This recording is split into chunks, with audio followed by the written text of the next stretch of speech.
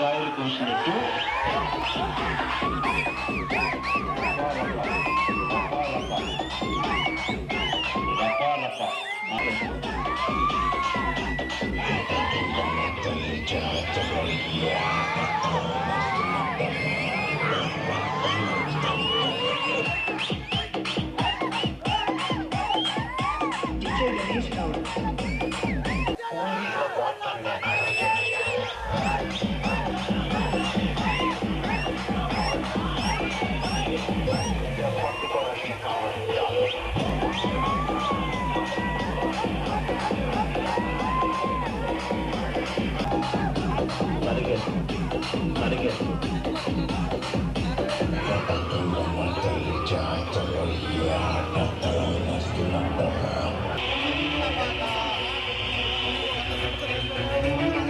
మీ ఇంట్లో మీ బిడ్డ వల్ల మీకు మంచి జరిగి ఉందా లేదా అన్నది మాత్రమే ఆలోచన చేయండి. మీ ఇంట్లో మీ బిడ్డ వల్ల మీకు మంచి జరిగి ఉంటే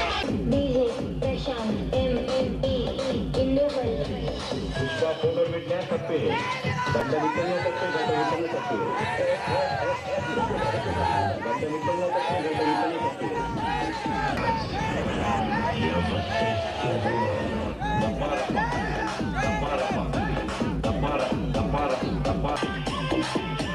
DJ Sandeep Pigiri.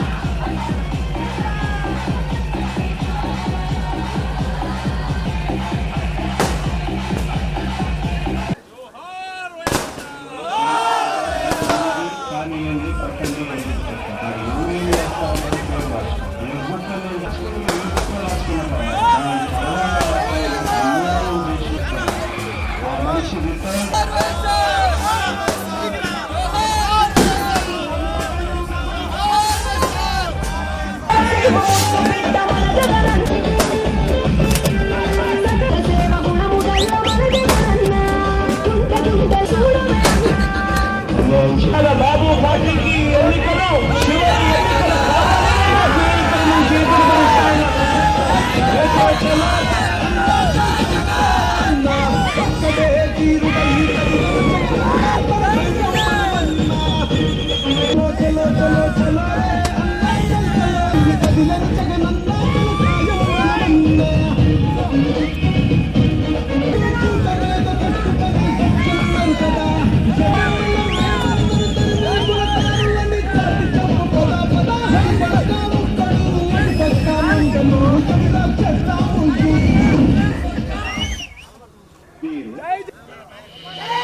సంగమ్మ జాతరలో పొట్టేళ్ల తలకాయలు పోసినట్టు రపారప రపారప రపారప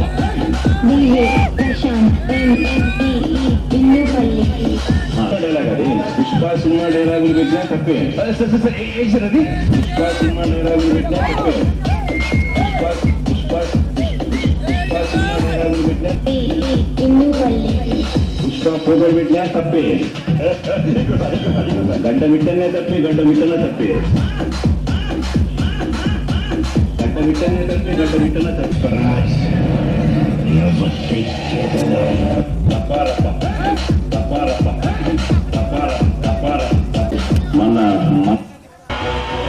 దైవం వైఎస్ జగన్మోహన్ రెడ్డి గారి పుట్టినరోజు సందర్భంగా కడప యూత్ వింగ్ తరపున భారీ కేక్ ని కట్ చేయడం జరిగింది. ఆయన మా యూత్ యొక్క అందరి ఆయుష్ను పోసుకొని నిండు నూరేళ్లు సంతోషంగా ఉండాలని మనస్ఫూర్తిగా కోరుకుంటున్నాము. మీరు గమనించినట్టయితే 2019 నుంచి 2024 వరకు ప్రతి ఒక్క పేద కుటుంబంలో చిరునవ్వులతో సంతోషంగా బ్రతికిన కాలం. కానీ ఈ కూటమి ప్రభుత్వం ఏర్పడిన తర్వాత ప్రతి ఒక్కరికి కష్టాలు కన్నీళ్లు బాధలు తప్ప ఏ ఒక్కరూ సంతోషంగా ఉన్న పాపాన పోవడం లేదు. మీకు ఈ కూటమి ప్రభుత్వానికి ఒకటే హెచ్చరిస్తున్నాం, ఎన్ని రాబందులు ఎన్ని గుంటలెక్కలు ఎన్ని కలిసి వచ్చినా కూడా మా సింహం జగన్మోహన్ రెడ్డి గారి చిటికని వేలుని కూడా తాకలేరు. మీ అధికారులకు కూడా తెలియజేస్తున్నాం. అక్రమ కేసులు పెట్టి ప్రతి ఒక్క వైఎస్ఆర్సీపీ కార్యకర్తని మీరు ఎంత ఇబ్బందులకు గురి చేస్తున్నారో ప్రతి ఒక్కటి మా దగ్గర డిజిటల్ బుక్ రూపంలో భద్రపరిచి ఉన్నాం. మీరు దీన్ని పట్టి నీటిగా వ్యవహరించి ప్రజలకు మేలు చేసే విధంగా మీరు ఉండాలని మనస్ఫూర్తిగా కోరుకుంటున్నాం. జై జగన్. మన ప్రియతమ నాయకులు జగన్మోహన్ రెడ్డి గారు మా కడప జిల్లాలో పుట్టడం చాలా అదృష్టంగా భావిస్తా ఉన్నాం. స్వతంత్రం వచ్చి 77 ఏళ్ళు అవుతా ఉన్నా కూడా ఒక్క రాజశేఖర రెడ్డి ముఖ్యమంత్రి అయినాడు. ఈ రాయలసీమ నుంచి అనేక మంది ముఖ్యమంత్రి అయినారు. చంద్రబాబు నాయుడు గారు కూడా ముఖ్యమంత్రి అయినాడు. కానీ ఏ రోజు కూడా ఈ రాయలసీమకు మేలు చేసింది లేదు. ఒక్క వైఎస్ఆర్ రాజశేఖర రెడ్డి గారు ముఖ్యమంత్రి అయిన తర్వాత ఈ వెనుకబడిన ప్రాంతాన్ని అభివృద్ధి చేశాడు. ఆయన మరణానంతరం వచ్చిన ముఖ్యమంత్రులు కూడా మళ్ళీ అభివృద్ధి కుంటుపడింది. జగన్మోహన్ రెడ్డి గారు వచ్చిన తర్వాత అనేక విధాలుగా ప్రాంతాలకు అతీతంగా జిల్లాలకు అతీతంగా డెవలప్మెంట్ చేయడం జరిగింది. నిజంగా మేము ఆయన పుట్టినరోజు ఈరోజు ఒక పండుగ వాతావరణం లాగా వాడలా ఈరోజు ఒక పెద్ద పండుగ, ఉగాది పండుగ ఏ విధంగా హిందువులకైతే ఉంటుందో, ఒక రంజాన్ పండుగ ముస్లింస్కి అయితే ఏ విధంగా ఉంటుందో, క్రిస్టియన్స్ కు క్రిస్మస్ అయితే ఏ విధంగా ఉంటుందో, వైఎస్ఆర్ కాంగ్రెస్ పార్టీ కార్యకర్తలకు ఈ రోజు ఒక పెద్ద పండుగ దినంగా జరుపుకుంటా ఉంటారు.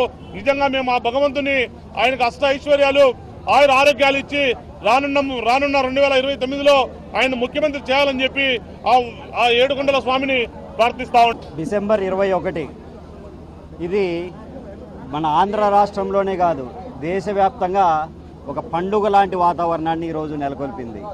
ఎందుకంటే అది సాదాసీదా అయినటువంటి వ్యక్తులకు రాదు.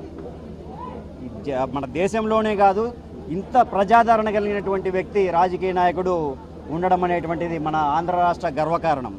ఇప్పుడు ఎంతోమంది చేస్తూ ఉంటారు, బర్త్డేలు చేసుకుంటూ ఉంటారు, ఎంతోమంది డబ్బులు ఖర్చు పెడుతుంటారు. కానీ కేవలం ఒక జగన్మోహన్ రెడ్డి గారికి మాత్రమే స్వచ్ఛందంగా ఇంతమంది జనాలు వచ్చి ఒక పండుగ వాతావరణాన్ని, అంటే డిసెంబర్ క్రిస్మస్కి కానీ అదేవిధంగా జనవరి 1 కానీ సంక్రాంతి కంటే ముందు జగన్మోహన్ రెడ్డి గారి బర్త్డేని ఒక పండగలాగా జరుపుకోవడం అనేది మనకెంతో విశేషమైనటువంటిది. అంతే ఇందాక సోదరులు ఎవరో అడిగారు ఒక క్వశ్చన్, డిప్యూటీ మినిస్టర్ గారు పవన్ కళ్యాణ్ గారు ఒక యోగి ఆదిత్యనాథ్ లాంటి ట్రీట్మెంట్ని ప్రవేశపెడతామని చెప్పి.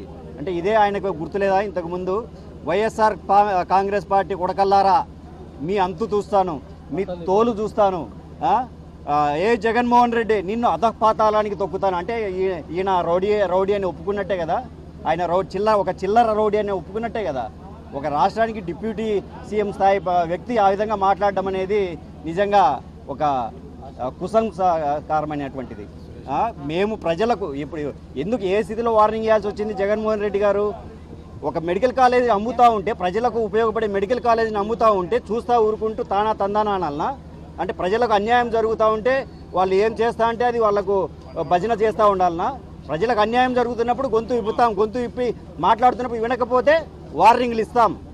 ఖచ్చితంగా అధికారంలోకి వచ్చిన తర్వాత జైలు ఎవరైతే ఇప్పుడు ప్రజల ఆస్తులని కాజేయాలని చూస్తూ ఉన్నారో, ప్రభుత్వ ఖజానాన్ని లూటీ చేయాలని చూస్తున్నారో వారికి ఖచ్చితంగా తగిన బుద్ధి చెప్తాం. ఇందులో ఎవరి మాట వినేది లేదు, ఎవరికి తల ఒగ్గేది లేదు. జై జగన్.